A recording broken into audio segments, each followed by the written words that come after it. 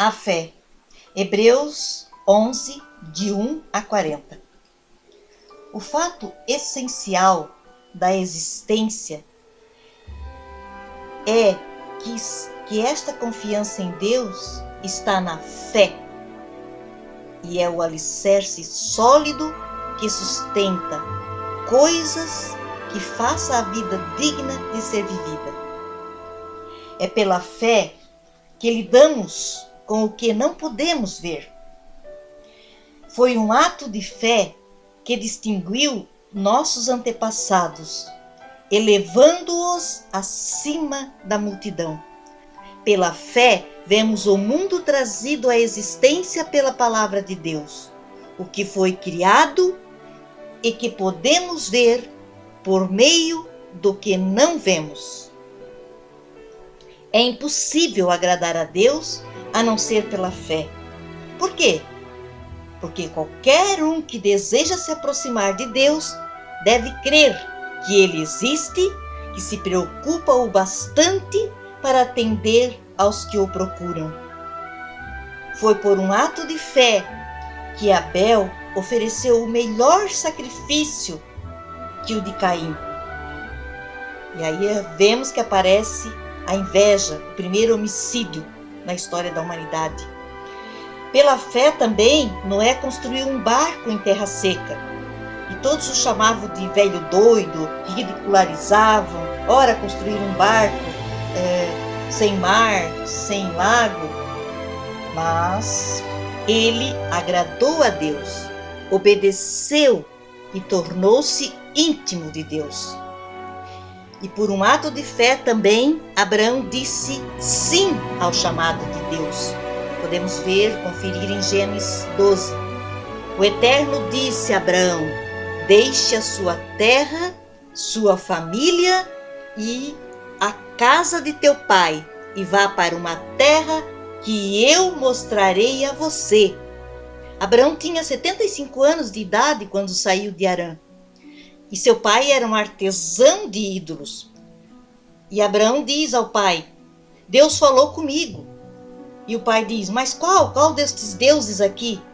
Não foi nenhum desses. Foi o Deus único e verdadeiro que falou comigo. Pensa na fé de Abraão. E pela fé também Sara engravidou na velhice e teve Isaque. Pela fé Abraão entrega seu filho Isaque, no momento onde Deus faz esse pedido para provar a fé de Abraão. Por um ato de fé, Joquebede e Arão também esconde Moisés por 3 meses, aquele lindo bebê, e depois eles colocam ele num cestinho no rio Nilo, na fé que Deus o libertaria. Maravilhoso, tremendo é Deus. Pela fé, Moisés abandona a vida de príncipe no palácio para viver uma vida dura com o povo de Deus. E por um ato de fé também, Israel atravessou o Mar Vermelho em terra seca. Por um ato de fé, os israelitas marcharam ao redor das muralhas de Jericó durante 7 dias. E as muralhas caem. E durante esses 7 dias, o quanto eles foram ridicularizados pelo inimigo. Mas eles creram nas 7 voltas, e no 7º dia as trombetas tocaram e Deus fez com que as muralhas caíssem. E por um ato de fé também, Raabe, a prostituta de Jericó, acolhe os espiões e escapa da destruição com sua família, pois ela creu no Deus dos hebreus, no Deus de Israel. E Raabe, a prostituta, entrou para a linhagem de Jesus. Raabe casa com Salmão e tem um filho que se chama Boaz e que foi bisavô de Davi. Nós poderemos confirmar isso lendo os evangelhos de Mateus e Lucas.